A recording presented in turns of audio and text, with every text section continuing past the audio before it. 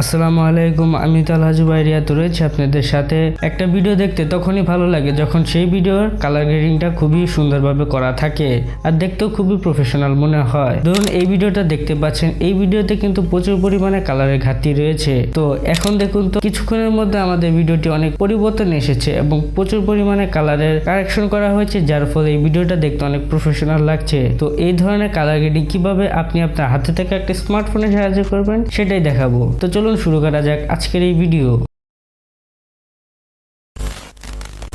Mobile phone দিয়ে video colour grading করার জন্য আমরা ব্যবহার করব কাইনমাস্টার অ্যাপ্লিকেশনটি। তো সর্বপ্রথম আপনাদের মোবাইল ফোন থেকে কাইনমাস্টার অ্যাপ্লিকেশনটি ওপেন করতে হবে, তারপর ক্রিয়েট নিউ, তারপর এখান থেকে ভিডিওর অ্যাসপেক্ট রেশিওটা সিলেক্ট করব 16:9, তারপর এখান থেকে নেক্সট করে দিব। তারপর এখান থেকে আমাদের সেই ভিডিওটি, যে ভিডিওটা আমরা কালার গ্রেডিং করতে চাইছি সেই ভিডিওটি সিলেক্ট করে নিব, তারপর ওকে করে দিব। তো এই হচ্ছে আমাদের সেই ভিডিওটি। তো আমরা কিন্তু দেখতেই পাচ্ছি ভিডিওতে কিন্তু অনেক পরিমাণে কালারের ঘাটতি রয়েছে। সর্বপ্রথমে আমরা এই ভিডিওটিকে বেসিক কারেকশনের মাধ্যমে কিছুটা কালার গ্রেডিং করব। তো আমরা ভিডিও লেয়ারের উপর ক্লিক করব, তারপর নিচে চলে আসব, দেখতে পাবো অ্যাডজাস্টমেন্ট বলে একটা অপশন রয়েছে, সেটিতে ক্লিক করব। তারপর এখানে কিছু বেসিক কারেকশন করব।